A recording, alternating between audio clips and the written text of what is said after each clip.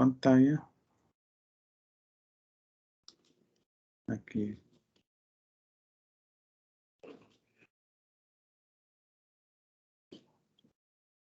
¿Ven el código tributario? Consulto.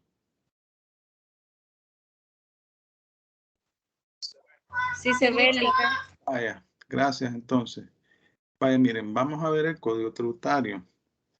El código tributario es un documento que tiene muchos artículos. Si ustedes lo observan, en esta unidad, pues ustedes deben de tener a la mano el código tributario y deben de también manejar. Porque vamos a leer las disposiciones del código tributario. Vamos a leer muchas disposiciones del código tributario y ustedes van a leer también los artículos, ¿no?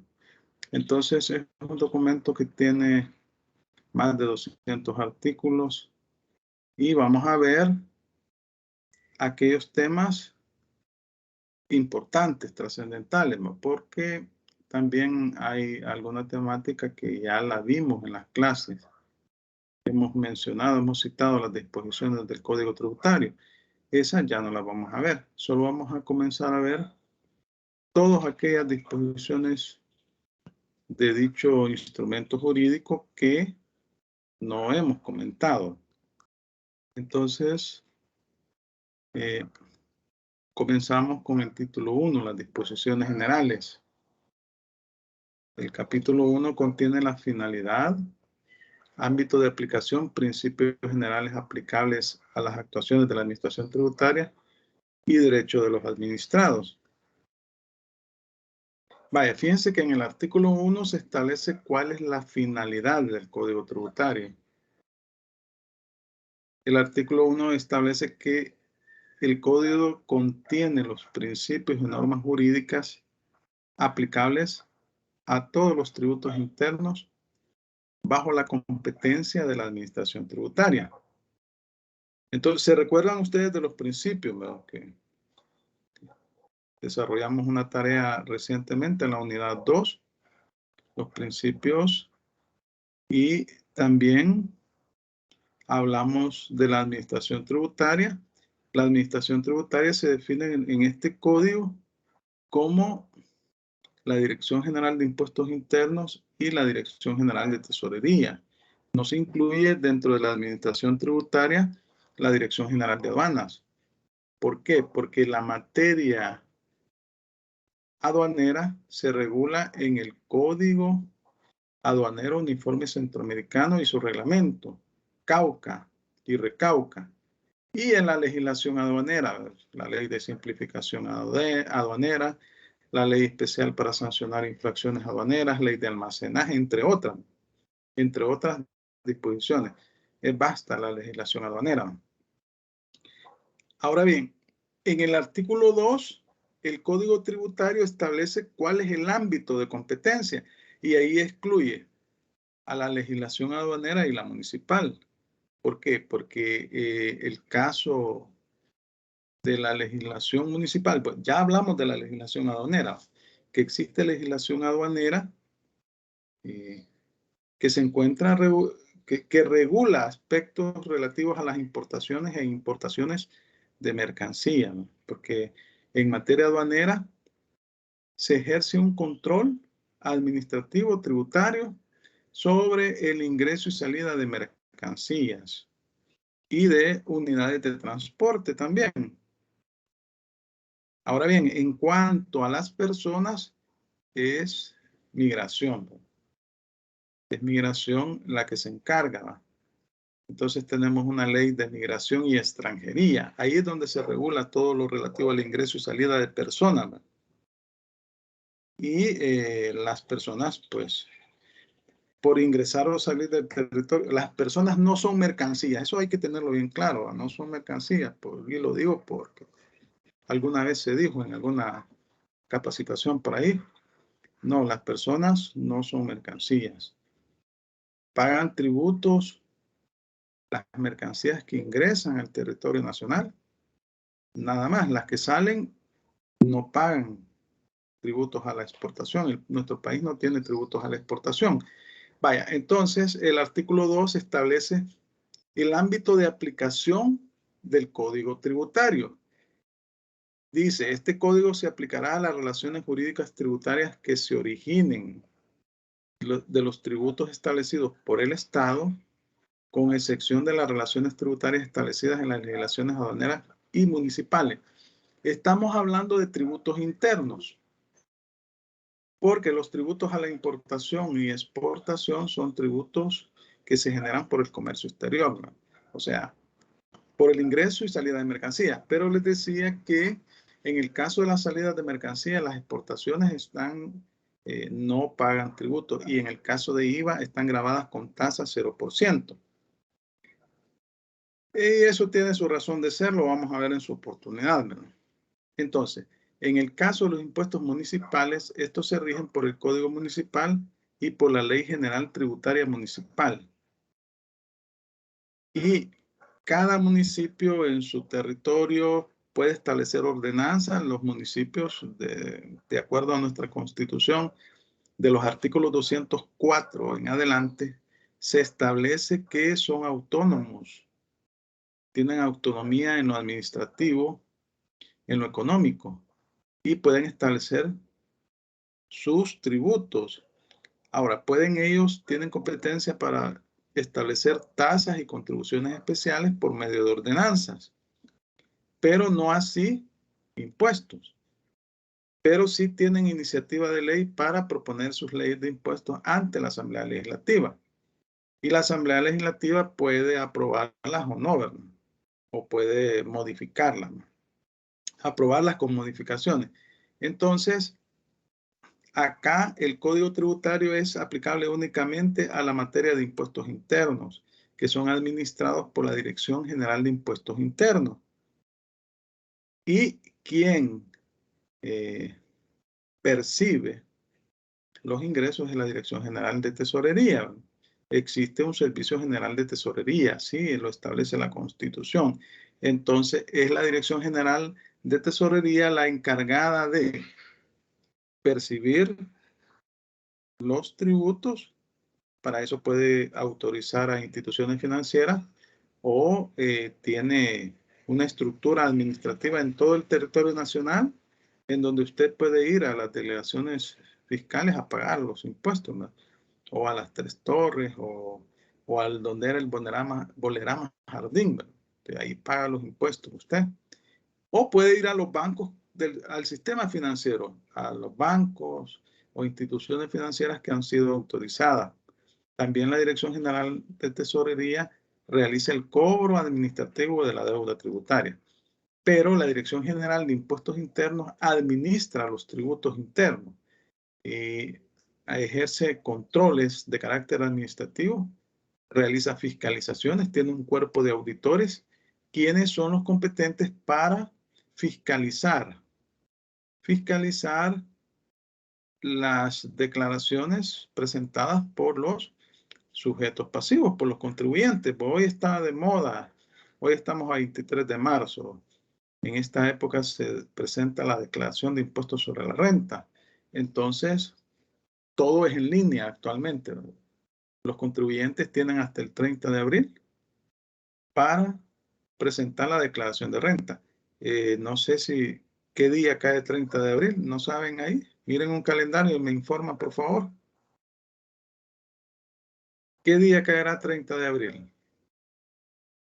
Sábado. Miércoles. No, ¿cómo es? Pónganse de acuerdo. ¿Sábado o miércoles? 30 de abril, ¿cuándo cae? Sábado. Sábado Cae 30 de abril. Si cae sábado, se habilita el primer día hábil. ¿Por qué? Porque la administración tributaria trabaja de lunes a viernes. Entonces, como el 30 de abril es la fecha límite para presentar la declaración de renta, entonces se va a habilitar hasta el 1 de mayo. Pero el 1 de mayo es Día del Trabajo, ¿verdad? Sí, ¿verdad? El 1 de mayo es el Día del Trabajo. Sí. Entonces significa que se pagaría el último día para pagar el impuesto sobre la renta sería el 2 de mayo. porque como el 30 cayó sábado, entonces un día inhábil, y el 1 de mayo es un día inhábil también, sería el 2 de mayo, el último día. ¿Va? Vaya. Entonces, decíamos que la administración, cuando hablamos de administración tributaria, hablamos de la Dirección General de Impuestos Internos, el Ministerio de Hacienda por medio de la Dirección General de Impuestos Internos, y hablamos también de la Dirección General de Tesorería.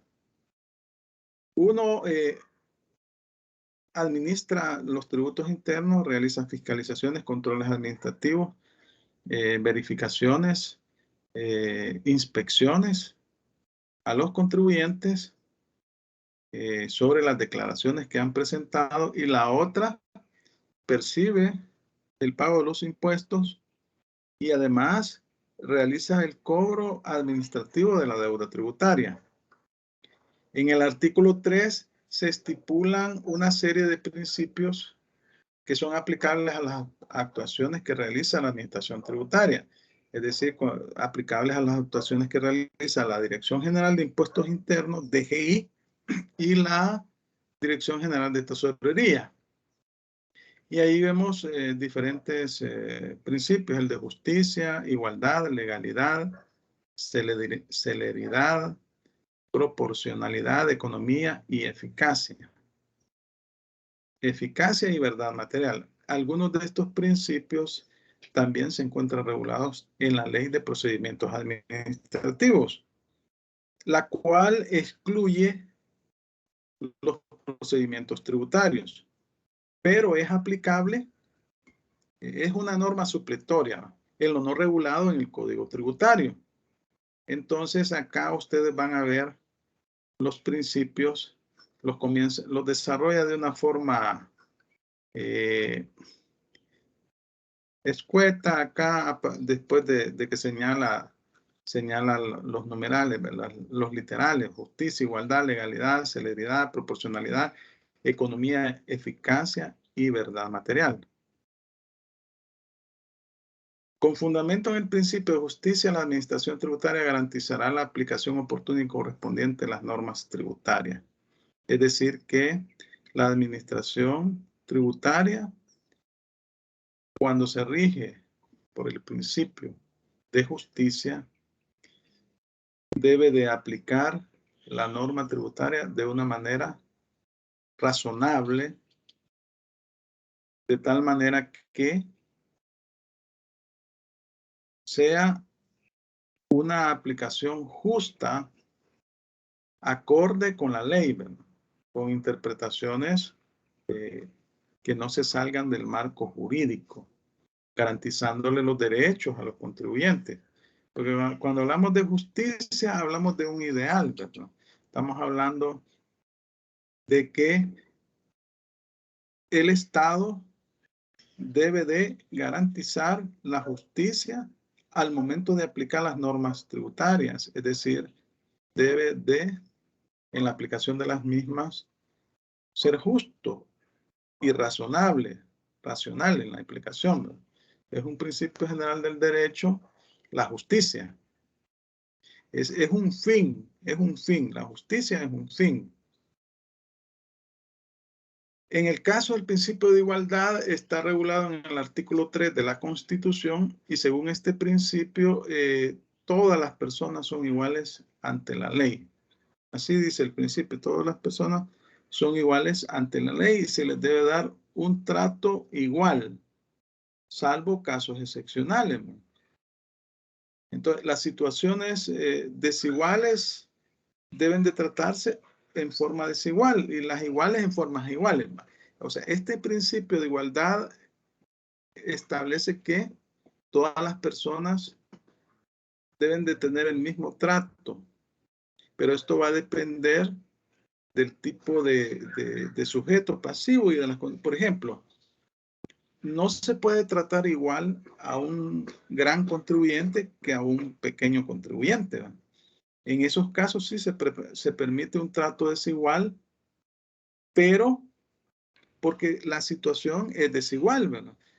Entonces, se debe ser más condescendiente con el pequeño contribuyente, ¿verdad? El gran contribuyente tiene mayor capacidad económica. Entonces dice, en sujeción al principio de igualdad, las actuaciones de la administración tributaria deben ser aptas para no incurrir en tratamientos diferenciados entre los administrados cuando estén en igualdad de condiciones conforme a la ley. Si son dos grandes contribuyentes, en esos casos no es admisible un tratamiento desigual o un tratamiento diferenciado. Pero si estamos hablando de un gran contribuyente versus un pequeño contribuyente, ahí sí es admisible un tratamiento desigual, pero en favor del pequeño contribuyente. El principio de celeridad, la administración procurará que los procesos sean ágiles y se tramitan y se concluyan en el menor tiempo posible. Bueno, en la ley, en el Código Tributario se establecen plazos de caducidad para la administración tributaria que son aplicables a las fiscalizaciones que realiza la administración tributaria, que realiza la Dirección General de Impuestos Internos. Posee un cuerpo de auditores y los autoriza para ir a fiscalizar las declaraciones que han presentado los sujetos pasivos.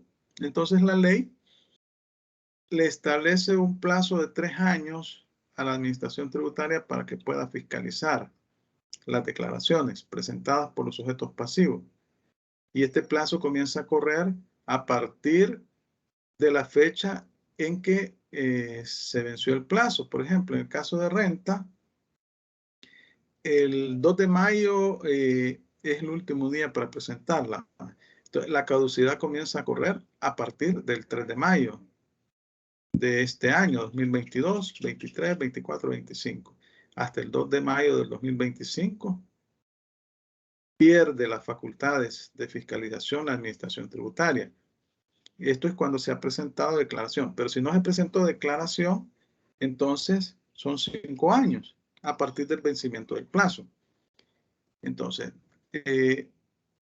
además, se establece un procedimiento de audiencia y apertura a pruebas, que es de 15 días, ¿verdad? En forma completa.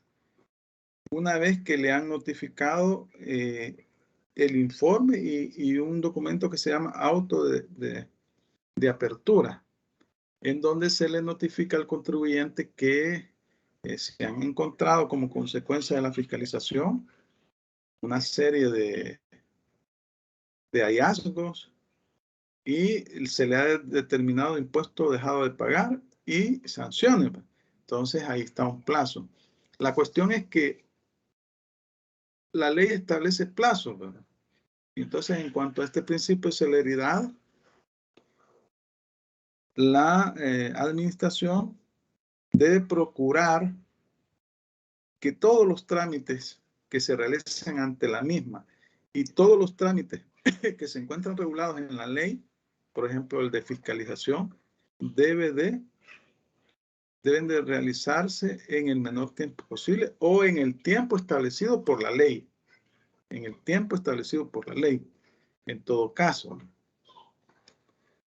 En el caso del principio de proporcionalidad, establece que los actos administrativos deben ser cualitativamente actos para alcanzar los fines previstos, debiendo escogerse para tal fin entre las alternativas posibles las menos gravosas para los administrados. Y en todo caso, la afectación de los intereses de estos debe guardar una relación razonable con la importancia del interés colectivo que se trata de salvaguardar. Pues acá lo que se le exige en términos o en pocas palabras a la administración es que debe, entre 2 o más alternativas que tenga la administración, debe aplicar la que menos lesione los intereses de los administrados.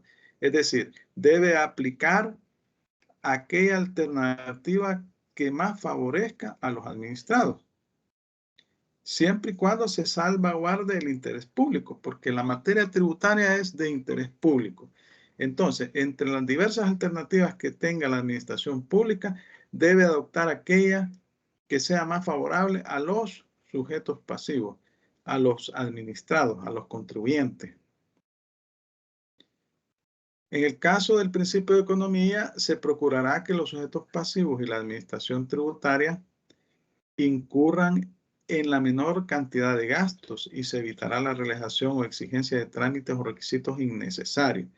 Vaya, en la Ley de Procedimientos Administrativos se prohíbe la realización de trámites o la exigencia de requisitos en el artículo 4 de esa ley que no se encuentren establecidos en la ley. Por ejemplo, se prohíbe que se le solicite los documentos de identificación a las personas porque la administración, por medio del Registro Nacional de las Personas Naturales, tiene el registro de los DUI de las personas. Por ejemplo, se le prohíbe la exigencia de los NIC. Bueno, que hoy el número de identificación tributaria básicamente solo ha quedado para el caso de las personas jurídicas, ¿verdad? Pero porque esa es información que es de conocimiento público. Entonces, también a veces sucede que cuando llegan a fiscalizar a una empresa, el auditor solicita, mire, quiero copia de esto, quiero copia de aquello, y entonces hace gastar innecesariamente al contribuyente en copia, ¿man? Y bueno, le piden, mire, quiero una copia del libro de ventas al consumidor final, una copia del libro de compras, una copia del libro de ventas al contribuyente. Y entonces, y resulta que el contribuyente maneja volúmenes de información. Entonces, eso es irracional. Ese tipo de situaciones están prohibidas por este principio de economía. Con base al principio de eficacia, los actos de la administración tributaria deberán lograr su finalidad recaudatoria con respecto a los derechos fundamentales de los administrados. El fin principal de la administración es recaudar tributos, pero debe guardar una correspondencia con la salvaguarda de los derechos de los administrados. Es decir, que debe existir un equilibrio ahí. Significa que, con base a este principio de eficacia, la administración debe de obtener o lograr los fines principales de la misma, en este caso la recaudación, con la mayor eficiencia posible, garantizando los derechos de los administrados.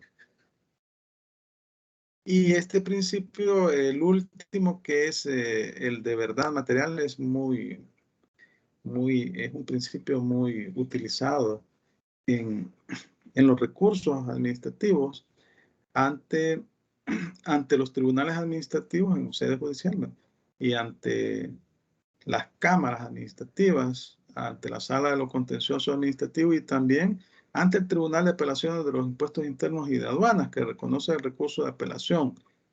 Entonces, lo que dice este principio es que las actuaciones de la administración tributaria se ampararán a la verdad material que resulte de los hechos investigados y conocidos. Es decir, que debe estar debidamente, cualquier observación que hace la administración debe estar debidamente documentada y probada. Aquí no se valen los indicios.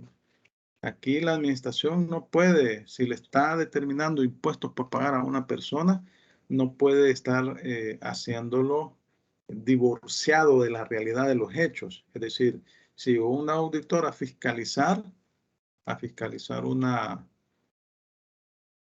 una empresa, le presentaron los libros de contabilidad, los libros de IVA, etcétera, las declaraciones, y con base a esa información y las compulsas que hizo, las compulsas son las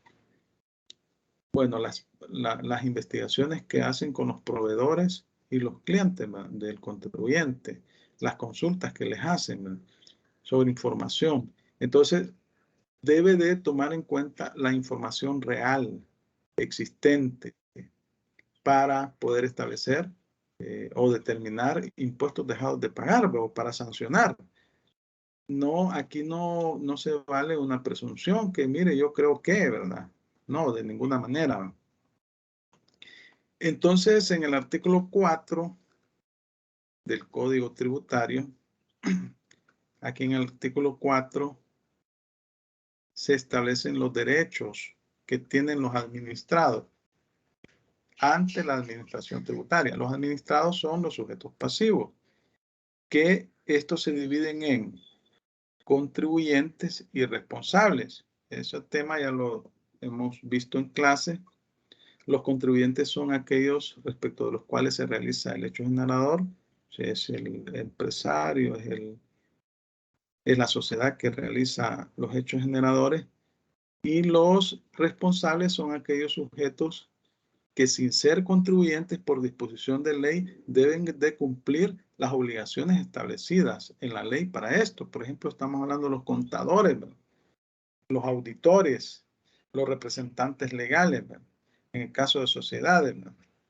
Entonces, esos son los administrados. ¿Cuáles son los derechos que tienen? De petición, que lleva implícito el derecho a que se haga saber por escrito a los administrados la respuesta a las peticiones que presenten. Este tiene un fundamento constitucional. En el artículo 8 de la Constitución se encuentra el derecho de petición, ¿verdad? No, el artículo 18. El artículo 18 de la Constitución establece el derecho de petición. Entonces, los sujetos pasivos tienen derecho a solicitar por escrito, a hacer por escrito peticiones concretas a la administración pública en forma decorosa y respetuosa, y la administración pública está en la obligación de atender esas peticiones. Está en la obligación de responder en un tiempo prudencial,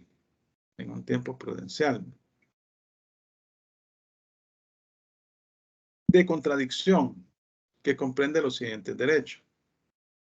A utilizar los medios de prueba establecidos en este código, es decir, cuando se está haciendo una fiscalización o se le está imponiendo una sanción, el contribuyente puede recopilar toda aquella información, todos aquellos documentos que le sirvan para probar, pues entre ellos está la contabilidad, de los libros de contabilidad, las declaraciones, la factura,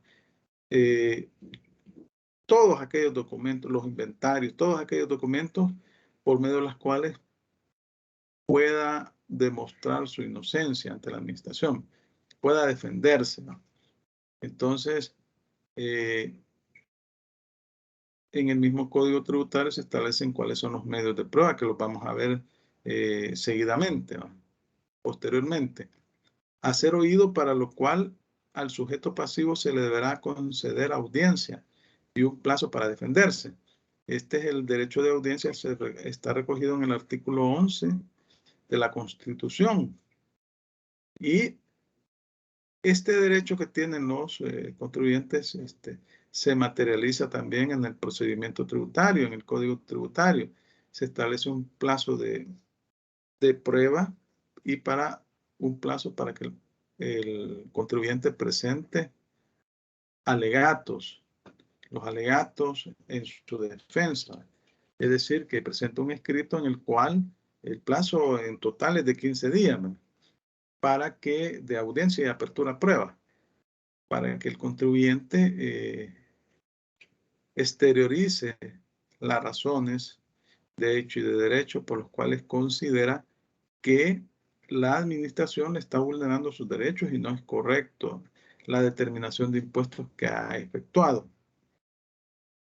A ofrecer y aportar pruebas está relacionado con el numeral 1. O sea, en el mismo escrito de audiencia y de apertura a prueba debe ofrecer la prueba y debe aportarla. La prueba que le va a servir de base para defender sus intereses. Alegar sobre el mérito de las pruebas. Bueno, eso depende pues lo que se diga en el informe de fiscalización, pero ahí el contribuyente no solamente ofrece y aporta la prueba, sino que describe la prueba y establece por qué está presentando esa prueba y debe de explicar en su defensa, ¿verdad? ¿Cuál es la utilidad de esa prueba? ¿Qué pretende demostrar con esa prueba en el proceso administrativo? A una decisión fundada.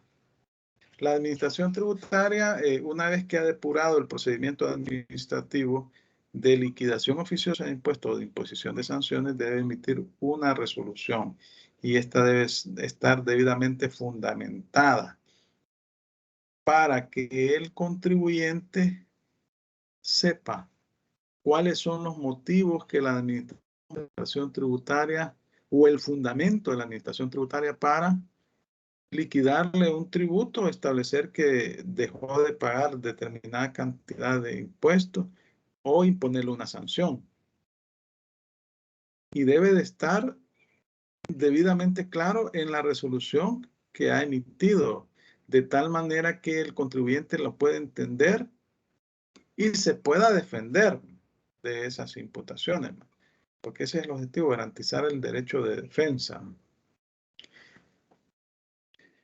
Luego, a interponer los recursos correspondientes. Bueno, en el caso, en el Código Tributario únicamente se regula el recurso de apelación, que se interpone en el plazo de 15 días hábiles siguientes a la notificación de la resolución emitida por la Dirección General de Impuestos Internos por medio de tasaciones, por medio de la cual, así se llama el Departamento de Tasaciones, por medio de la cual se le está liquidando de oficio, se le está determinando impuestos dejados de pagar y se le están imponiendo sanciones. Entonces, el contribuyente puede acudir al Tribunal de Apelaciones de los Impuestos Internos e interponer el recurso de apelación. El Tribunal de Apelaciones, una vez admitido este recurso, tiene 9 meses para resolver. Pero, y es un tribunal meramente administrativo, estamos en sede administrativa, no en sede judicial. Luego, si el Tribunal de Apelaciones emite una resolución que es desfavorable al contribuyente, el contribuyente tiene un plazo de 60 días hábiles para acudir a los tribunales administrativos, para acudir a los tribunales administrativos de primera instancia, para que estos en apelación conozcan el caso, conozcan lo resuelto por el Tribunal de Apelaciones. Y si pierde el caso en los tribunales administrativos, puede acudir a la Cámara Administrativa. Y si aún así pierde en la Cámara, puede acudir a la Sala de lo Contencioso Administrativo. Y después de la Sala de lo Contencioso Administrativo, todavía le queda la Sala de lo Constitucional por medio de un amparo. Esos son los recursos que tiene el contribuyente en caso de que se le establezcan impuestos dejados de pagar y se le impongan sanciones o solamente le pongan sanciones. Luego, de acceso al expediente administrativo por sí o por medio de representante o apoderado debidamente acreditado.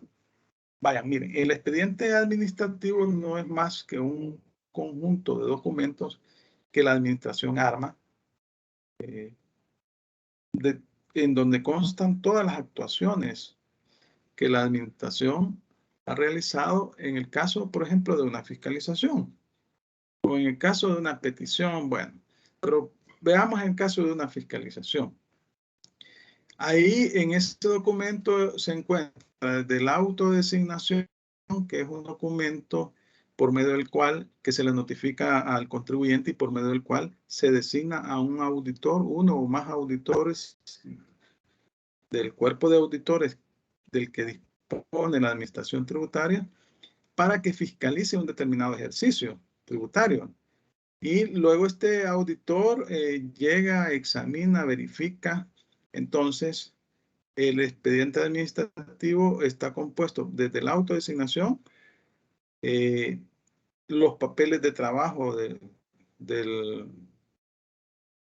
auditor y toda la prueba que recabó en esa investigación. Pueden haber copias de los libros de IVA, pueden haber copias de documentos, etcétera. Toda la documentación que recabó este expediente debe estar conformado en forma ordenada y debe estar numerado, ¿no? Foliado, debidamente foliado.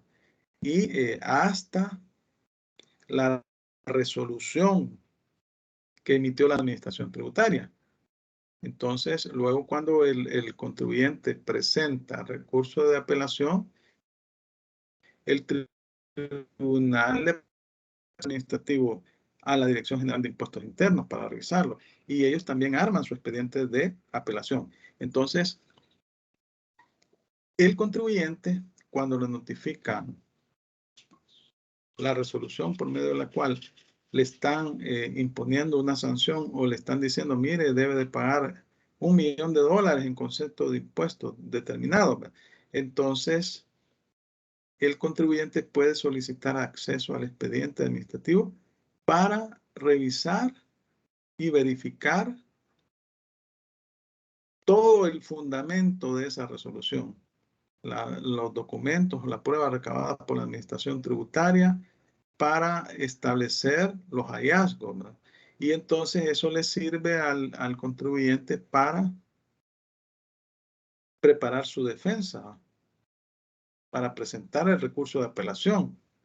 Entonces, hace la solicitud ante la administración tributaria que necesita acceso al expediente administrativo.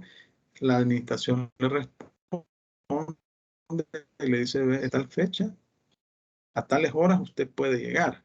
Y luego llegan las personas delegadas por la administración de la empresa o del contribuyente y al lugar donde le ha sido señalado, y ahí pues las personas encargadas de la custodia del expediente administrativo se encuentran presentes, y luego que el contribuyente o las personas que ha designado revisan todo el expediente, levantan un acta. La administración levanta un acta en donde se establece lugar, fecha y hora en que se dio acceso al expediente y la información que se le proporcionó, ¿verdad? Porque el contribuyente puede solicitar fotocopias también, ¿verdad? Fotocopias de alguna información, pero bajo su costo. No sé si tienen alguna consulta hasta el momento sobre lo que hemos platicado. Estamos en el artículo 4 del Código Tributario. De mi parte no, Lick. Bueno, si no tienen preguntas, vamos a continuar, ¿no? En el artículo 5, esto ya lo platicamos, ¿verdad? De las fuentes del derecho del ordenamiento tributario, ¿no? La Constitución en primer lugar, ¿verdad? Las leyes, los tratados y las convenciones internacionales que tengan fuerza de ley, los reglamentos de aplicación que dicte el órgano ejecutivo, el caso del reglamento del Código Tributario, que lo emite el presidente de la República, la jurisprudencia sobre procesos de constitucionalidad de las leyes tributarias, las sentencias emitidas por la Sala de lo Constitucional de la Corte Suprema de Justicia.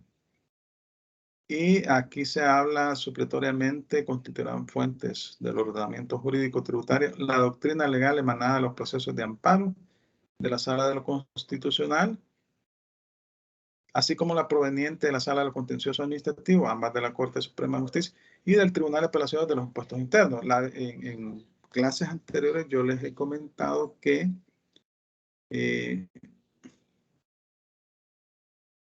las sentencias emitidas por la Sala de lo Constitucional y por la Sala de lo Contencioso Administrativo de la Corte Suprema de Justicia, que son tribunales judiciales, sí son de obligatorio cumplimiento. Y las sentencias para cualquier sujeto, pero las sentencias emitidas por el Tribunal de Apelaciones de los Impuestos Internos no puede constituir doctrina legal.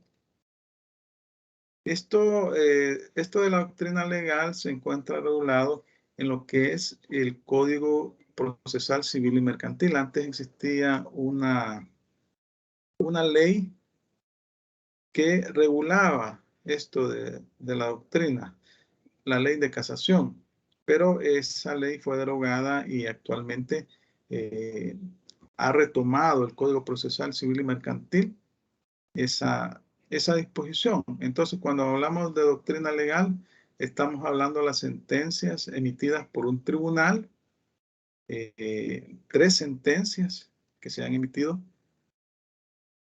en forma uniforme sobre un punto específico.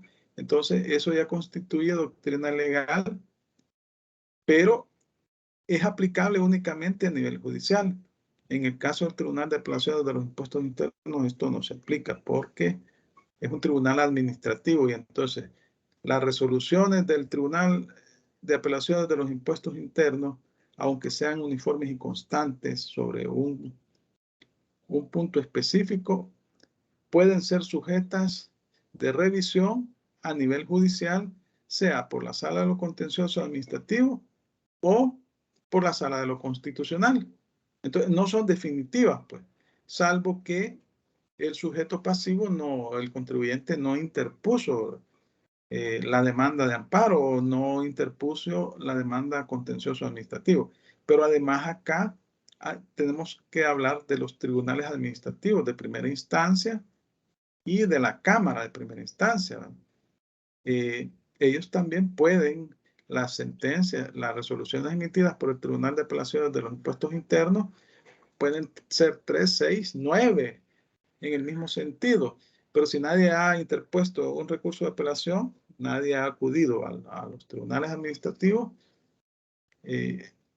no en el plazo establecido, bueno, nadie las ha cuestionado. Pero si un sujeto pasivo acude en el plazo de los 60 días hábiles siguientes a la notificación de la resolución del Tribunal de Apelaciones de los Impuestos Internos, entonces esa resolución será sujeto de revisión. Entonces, no es más que si el Tribunal de Apelaciones emite 3 resoluciones de manera uniforme y constante, eso no es más que un precedente administrativo, pero no es una doctrina legal. Esto se los expliqué, hay una diapositiva ahí que en la cual se explica los motivos por los cuales el Tribunal de Apelaciones de los Impuestos Internos no puede producir doctrina legal, porque sus fallos no son definitivos, porque pueden ser sujetos de revisión a nivel judicial y pueden ser revocados. Pero sí, cuando el Tribunal de Apelaciones establece criterios en sus resoluciones en forma constante, 3 o más resoluciones, eso se llama un precedente administrativo, que la administración tributaria está en la obligación de respetar por el principio de justicia, y por el principio de seguridad jurídica. Porque no puede estar sacando en un caso similar o idéntico un criterio en una resolución y en otro caso otro criterio, porque eso vulnera la seguridad jurídica. Entonces, la administración tributaria debe respetar sus precedentes administrativos, pero estos pueden ser sujetos de revisión y pueden ser anulados o revocados en el ámbito judicial. Luego aquí establece el concepto, el código de doctrina legal, la jurisprudencia establecida por los tribunales antes referidos en 3 sentencias uniformes y no interrumpidas sobre otra en contrario, siempre que lo resuelto sea sobre materias idénticas en casos semejantes. Así lo regulaba la ley de casación, que ya no existe, que fue derogado por el Código Procesal Civil y Mercantil, y así lo regula actualmente el Código Procesal Civil y Mercantil. Pero ya no, en materia administrativa no aplica, porque las resoluciones emitidas por un tribunal administrativo, como el Tribunal de Apelaciones de Impuestos Internos, y de aduanas no son firmes mientras no se ha vencido el plazo establecido en la ley para poder recurrirla, que son 60 días hábiles. Entonces, si el contribuyente acude a la jurisdicción contenciosa, esa resolución será sujeto de revisión, incluso puede ser revocada, aunque existan 3 sentencias uniformes y no interrumpidas por otra en contrario, sobre las materias idénticas y en casos semejantes. Aunque exista, no es obligatoria para las sentencias emitidas o las resoluciones emitidas por el Tribunal de Apelaciones de los Impuestos Internos. Pero son precedentes administrativos que el tribunal debe de respetar, ¿verdad? Es decir, no puede estar resolviendo de una forma y de otra forma en casos idénticos.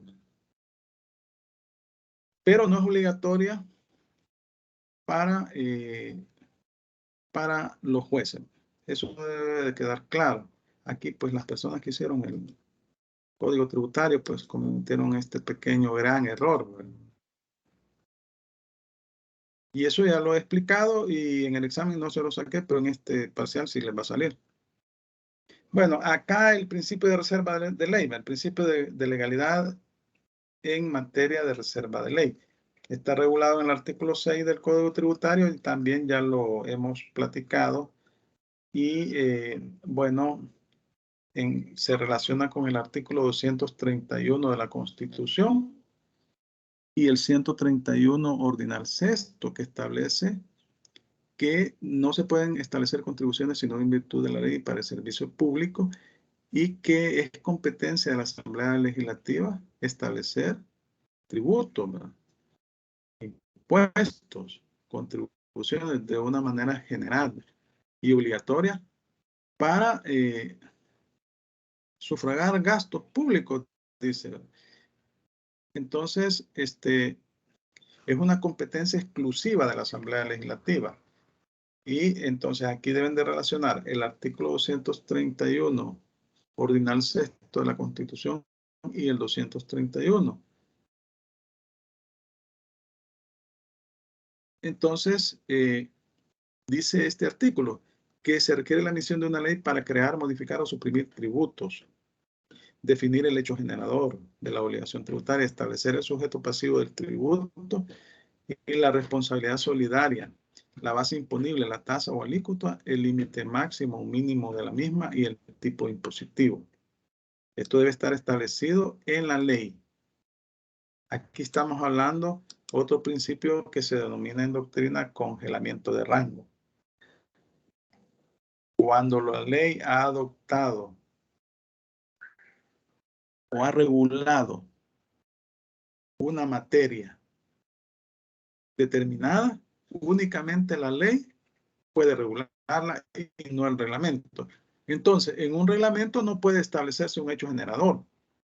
No se pueden definir los sujetos pasivos, ni la responsabilidad solidaria, ni la base imponible, ni la tasa o alícuota, porque eso vulnera el principio de legalidad. No digamos en una ordenanza o en una circular. Otorgar exenciones, exoneraciones, deducciones o cualquier tipo de beneficio fiscal. En el artículo 231, ordinal 11 de la Constitución, se establece que es competencia de la Asamblea Legislativa decretar beneficios e incentivos fiscales de una manera general y para el servicio. Entonces, esto es una facultad nacida de la Constitución. El A y el B es la Constitución, la norma primaria la que establece. Y luego retomado en forma específica y desarrollado por el Código Tributario. Entonces tampoco se pueden establecer exenciones de tributos por medio de un reglamento. Se fija la obligación de pagar intereses tributarios, tipificar infracciones y establecer sanciones, incluyendo recargos y multas, establecer los procedimientos en materia tributaria, establecer facilidades y prórrogas de pago y garantías para los créditos tributarios. Vaya, el caso de los intereses y recargos están establecidos en un decreto legislativo 720, en donde se establecen normas para fijar los intereses. Y la tasa de interés que cobra la administración tributaria se publica cada 6 meses. Lo publica la administración tributaria en junio y en diciembre, con base a este decreto legislativo 720. Luego, las sanciones, las multas, los procedimientos tributarios, las facilidades y prórrogas de pago, las garantías para los créditos tributarios, se regulan en el Código Tributario. Eso se regula en el Código Tributario. Regular los modos de extinción de la obligación tributaria. También ya vimos los modos de extinción, el pago, la compensación, la prescripción, la confusión. También solo se puede regular en ley emitida por la Asamblea Legislativa, no por reglamento u otro tipo de disposiciones de inferior categoría. Hablábamos que existe un documento que se llama Pirámide de Kelsen. En la cúspide está la Constitución. Abajo están los tratados internacionales, abajo de los tratados están las leyes secundarias. Abajo de las leyes secundarias, los reglamentos y así sucesivamente otras disposiciones de menor rango. Entonces, los tratados, cuando son ratificados en la forma prescrita por la Constitución, forman parte de las leyes secundarias. Y al formar parte de las leyes secundarias, estos instrumentos jurídicos se incorporan a nuestro ordenamiento jurídico al formar parte de las leyes secundarias, pero prevalecen sobre la ley secundaria, pero no prevalecen sobre la Constitución. Porque la Constitución es la norma primaria y así lo establece el artículo 246 de la Constitución, el inciso segundo. Entonces, modificar las normas relativas a la caducidad del derecho del contribuyente para solicitar devolución de los pagos indebidos o en exceso, son 2 años para solicitar la devolución de impuestos pagados indebidos, y la de los derechos del fisco para determinar impuestos e imponer multas, así como las normas relativas a la prescripción del derecho del fisco para exigir el pago de impuestos, intereses, recargos y multas, debe estar establecido en una ley autorizada por la Asamblea Legislativa. La caducidad, les decía que para solicitar devoluciones por pagos indebidos son 2 años. El derecho que tiene la administración para fiscalizar son 3 años cuando se han presentado las declaraciones. Cuando no se han presentado son 5 años. Ahora, la prescripción, el derecho que tiene el fisco para exigir el pago de los tributos, intereses, recargos y multas, es 10 años. Son 10 años. Una vez que la resolución está firme, líquida y exigible. Vamos a hablar de estos términos realmente, cuando es firme, cuando es líquida y cuando es exigible. Establecer, bueno, pero no es más que lo diga de manera genérica. Es firme cuando ya se le venció el plazo al contribuyente para presentar los recursos establecidos en la ley y no lo hizo. Que se le venció el plazo de 15 días para presentar el recurso de apelación. O, habiéndolo hecho, perdió el caso en el Tribunal de Apelaciones. Ahí, y si no presenta las impugnaciones en el ámbito judicial, en la sala, en los tribunales administrativos, 60 días hábiles, se le venció el plazo, entonces se vuelve firme la resolución. Líquida cuando se establece, se cuantifica el monto de la deuda en forma aritmética, en forma matemática. Exigible, firme, líquido, exigible es ya cuando cumple esas condiciones. Entonces, la Administración Tributaria, por medio de la Dirección General de Tesorería, realiza el cobro administrativo de la deuda tributaria.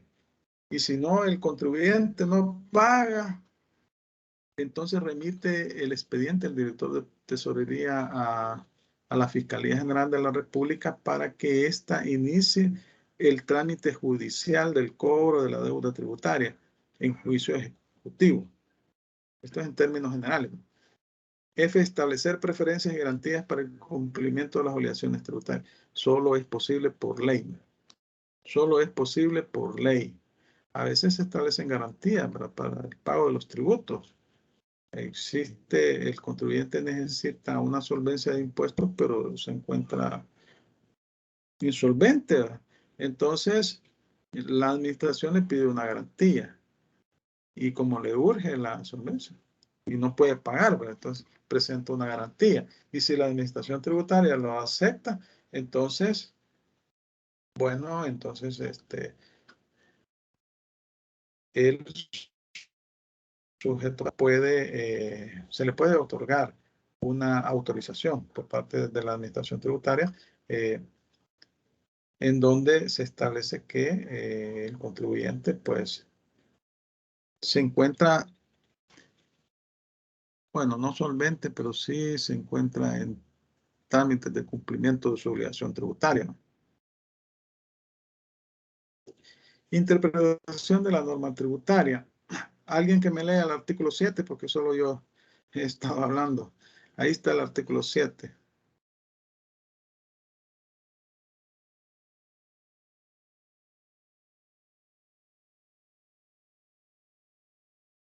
Buenas tardes, Lick. Buenas tardes. Si gusta, le ayudo yo. Hágame el favor. Dice, Gracias. interpretación de la norma tributaria. Artículo 7. Las normas tributarias se interpretarán con arreglo a los criterios admitidos en derecho y siempre bajo el contexto de la Constitución. En tanto no se definan por el ordenamiento tributario, los términos empleados en sus normas se entenderán conforme a su sentido jurídico, técnico o usual según proceda. No se admitirá la analogía para extender más allá de sus términos estrictos el ámbito del hecho imponible o el de las excepciones. Vaya, acá se establece los criterios para interpretar las normas tributarias, que en casos prácticos vieran que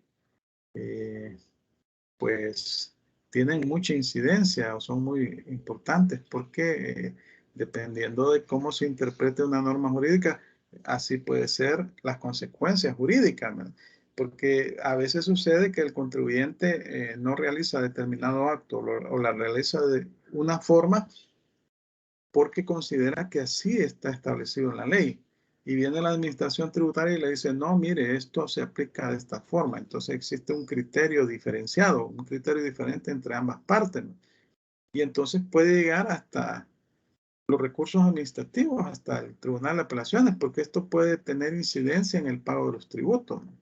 Entonces, el criterio que debe de adoptarse en primer lugar es los criterios que se encuentran admitidos en derecho, es decir, a la luz de la Constitución de la República, que es la norma primaria.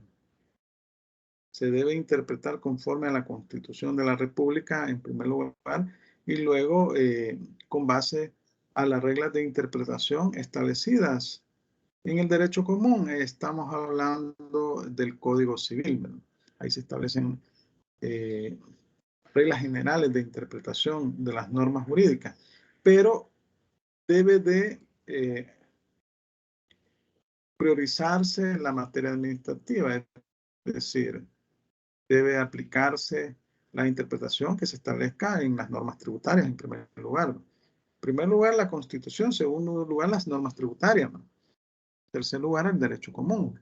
Entonces, dice que se debe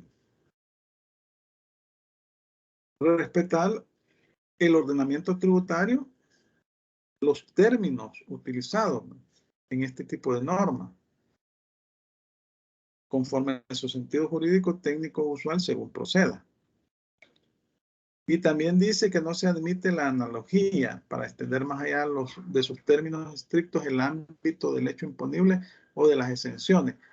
La analogía es un método de interpretación por medio del cual se utiliza la resolución de casos semejantes, ¿no? O se utiliza lo regulado en otro tipo de leyes, ¿no? A un caso que no se encuentra regulado en la materia tributaria en este caso. Entonces, eso lo prohíbe. Está prohibido por el Código Tributario y las leyes tributarias. No se puede hacer una interpretación analógica más allá de lo regulado por el Código Tributario o las leyes tributarias, utilizando normativa que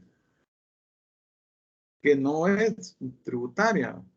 Por ejemplo, una institución de derecho civil, utilizando el Código Civil, ¿verdad? U otra normativa que nada tenga que ver con lo que se encuentre regulado en materia tributaria. Entonces, eso está prohibido. Eso está prohibido. Lo prohíbe el artículo 7, ¿no? Y es una restricción que tiene la administración pública, la administración tributaria, en aplicación del principio de justicia y de verdad material, ¿no? Normas y principios supletorios generales, artículo 8. A los casos que no puedan resolverse por las disposiciones de este código o de las leyes tributarias específicas, se aplicarán supletoriamente los principios materiales y formales del derecho tributario y, en su defecto, los de otras ramas jurídicas que más se avengan a su naturaleza y fines. Bueno, aquí tenemos que aplicar en primera instancia los principios regulados en la Ley de Procedimientos Administrativos.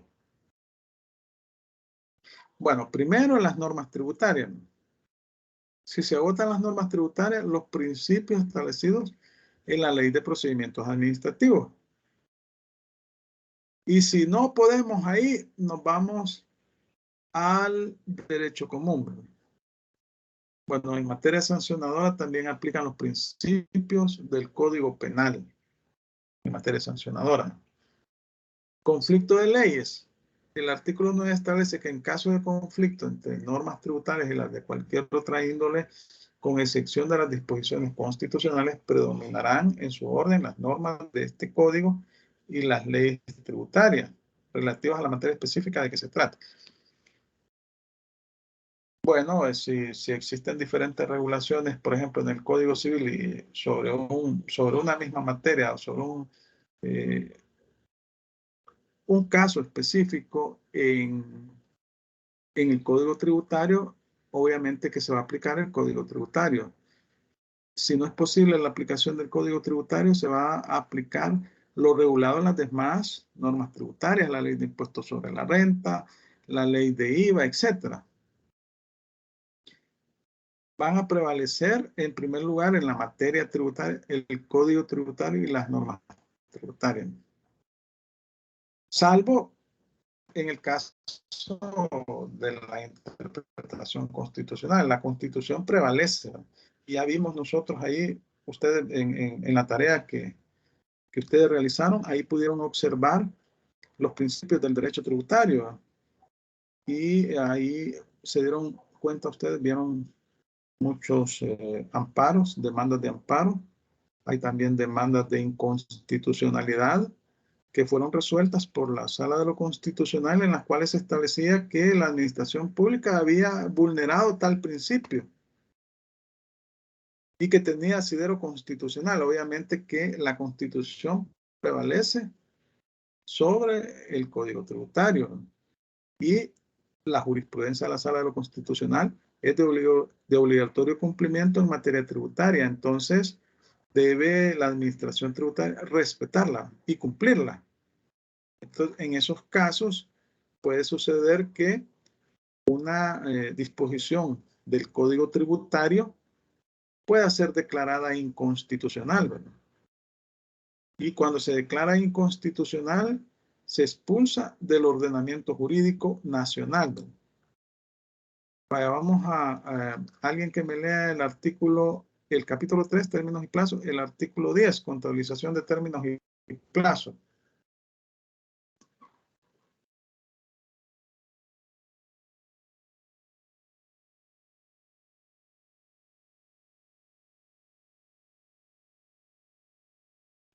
¿Quién lo lee?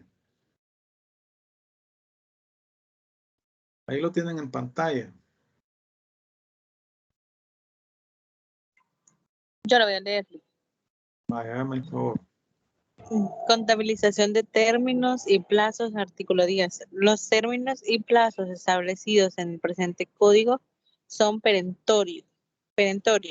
Los plazos que se establezcan, los procedimientos que vencieren en día hábil o de asueto se prorrogarán hasta el día hábil siguiente. Los términos y plazos se contabilizarán de la manera siguiente. A. Si se señalan por días, se entenderá que son hábiles y se computarán desde el día siguiente al de la notificación del correspondiente acto administrativo. Y B. Si se fijan por meses o años, se entenderán que los mismos corren desde la fecha de mes o año en que se inician, hasta igual fecha del mes o año en que terminen. Se entenderá como fracción de mes aquella que exceda del último mes completo.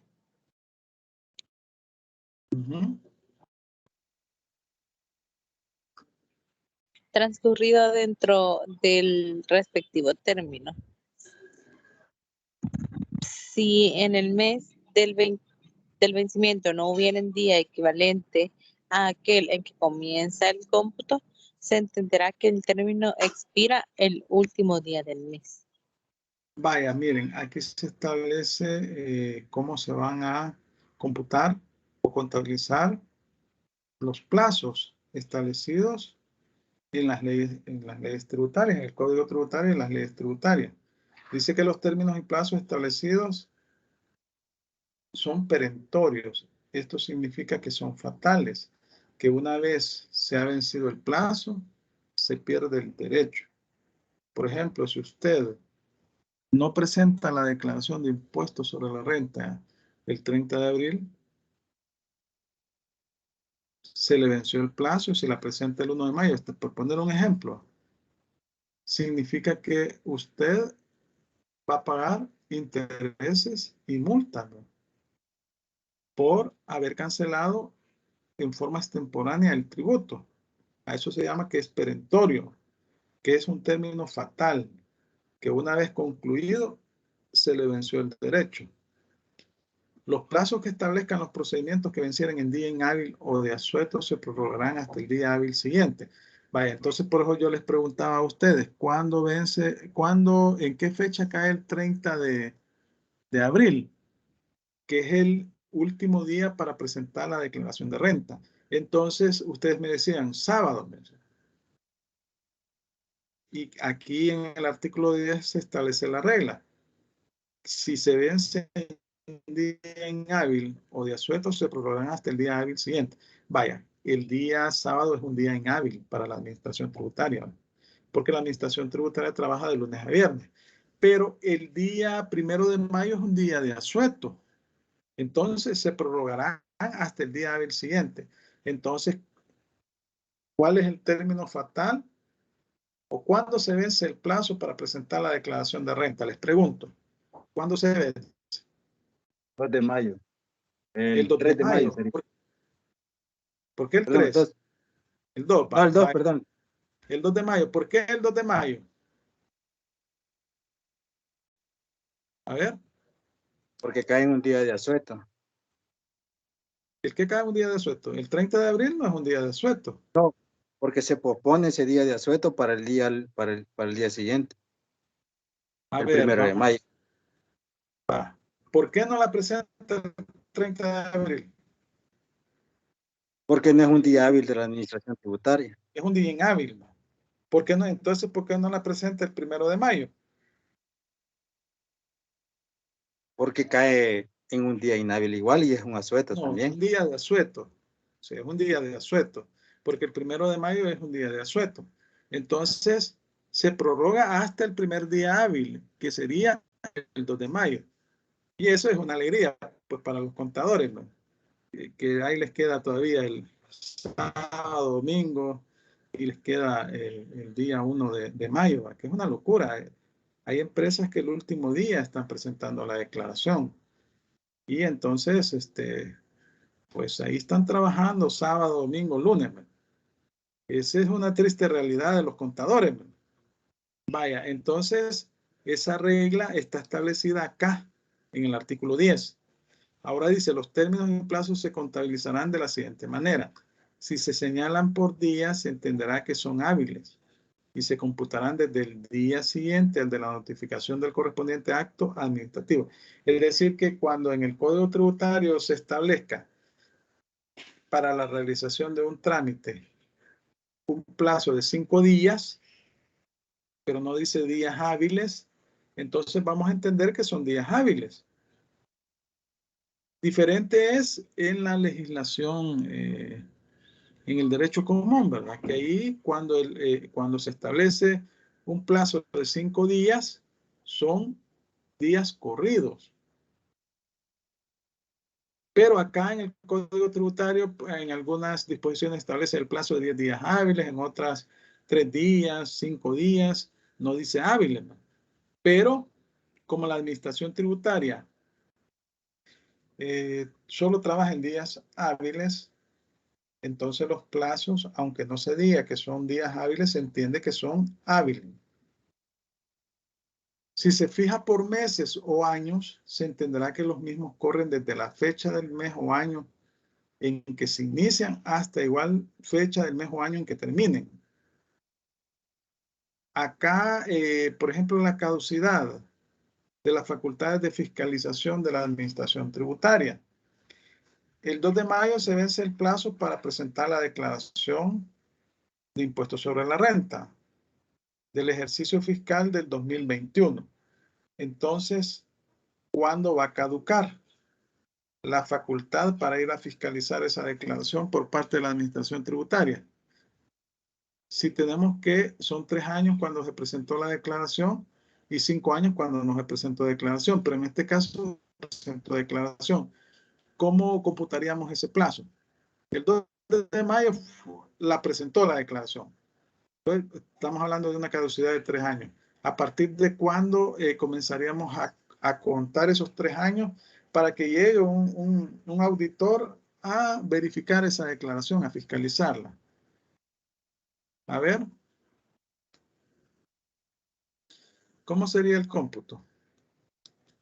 Y esto es importante, fíjense que no parece, ustedes tal vez algunos de ustedes no le tomen mucha importancia, pero la triste realidad es que las empresas cuando llegan a fiscalizar, lo primero que verifican es la caducidad.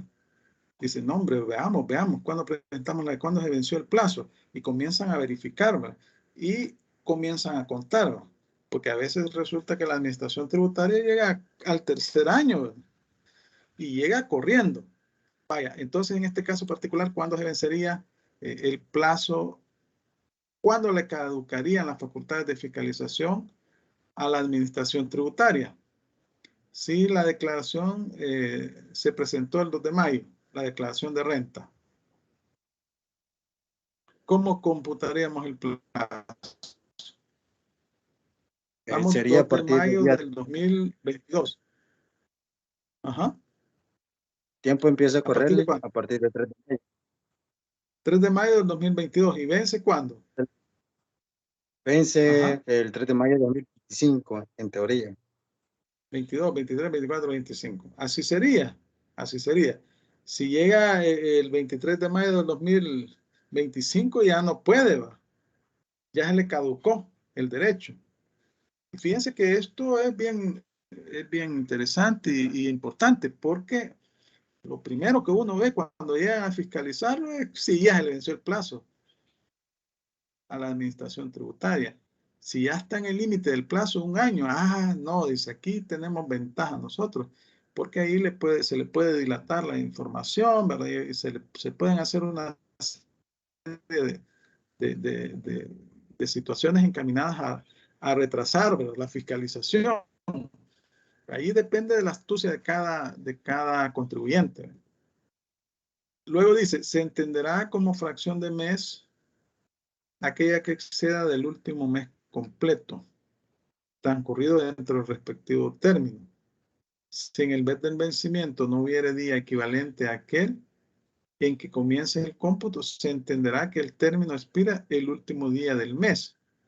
Aquí estamos hablando de febrero, ¿va? Por ejemplo, febrero tiene la característica de que cada 4 años tiene 29 días, pero normalmente tiene 28 días. Entonces la fracción de mes es, por ejemplo, el 10, los primeros 10 días hábiles de cada mes. Esa es una fracción de mes, ¿verdad? Y entonces así, de plazo a plazo, se van computando o contabilizando los plazos establecidos por la administración tributaria. De esa forma establecen las reglas aquí el artículo 10 del Código Tributario. Luego tenemos la definición de tributos que ya la vimos, ¿verdad? En el artículo 11, las clases de tributos, impuestos, tasas y contribuciones especiales, la definición de impuestos, la de tasa y la de contribución especial. Y también hemos visto cuál es la diferencia entre uno y otro. Va, por ejemplo, ¿cuál es la característica de la tasa? Vamos a ver.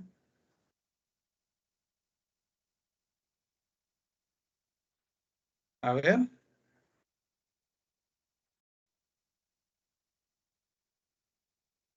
¿Qué es una tasa? Eso lo hemos estudiado. ¿Qué es una tasa? Es un tributo, obviamente, ¿va? Los tributos son prestaciones de carácter económico que el Estado impone en forma coactiva a los particulares para que estos contribuyan al gasto público. Eso es un tributo. Entonces, ¿qué es una tasa? Esto lo hemos estudiado. Creo que lo voy a sacar en este próximo parcial. ¿Qué es una tasa? Ajá, escucho.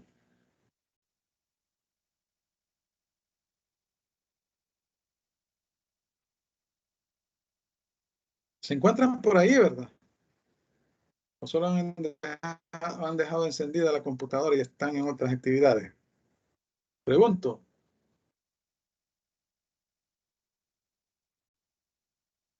¿Qué es una tasa?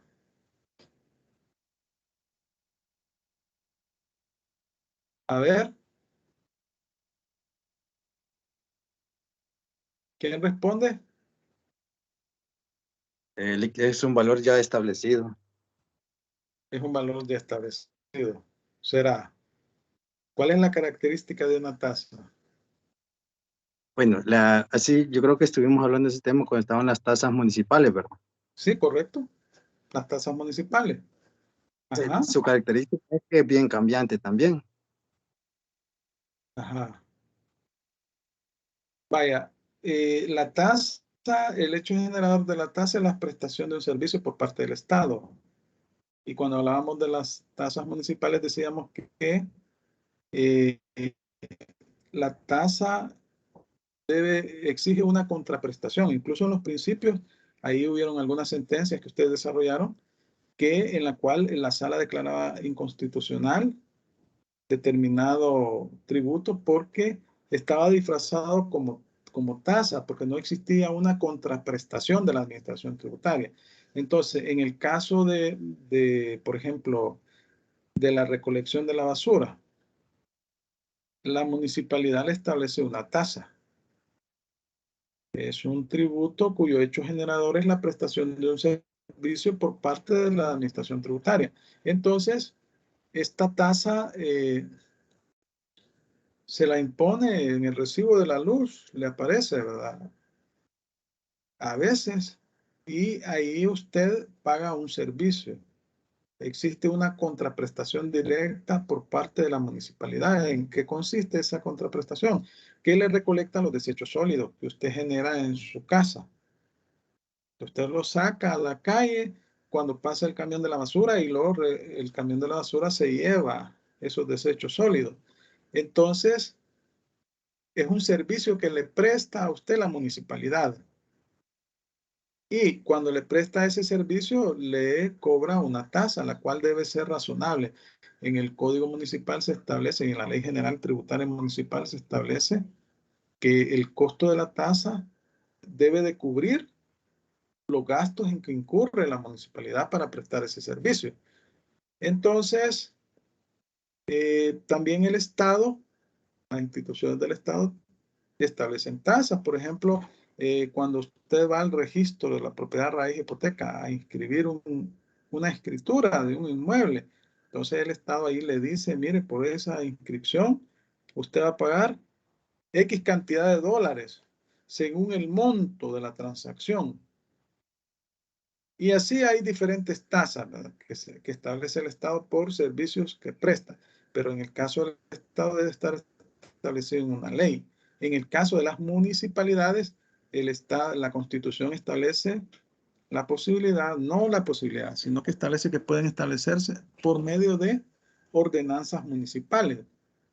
Entonces, todas estas disposiciones, aquí pues desde el artículo 11, establece la definición de tributos, las clases de tributos, impuestos, tasas y contribuciones especiales, define impuestos, tasa y contribución especial.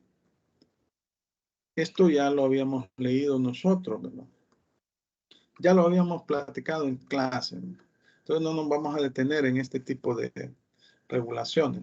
En las clases siguientes, en esta unidad, ustedes deben de tener a la mano el código tributario y deben de colaborarme en la lectura de las disposiciones, ¿no? Porque yo no puedo estar leyendo, voy a terminar sin voz, ¿verdad? Entonces, ustedes leen y vamos a ir analizando las disposiciones del Código Tributario.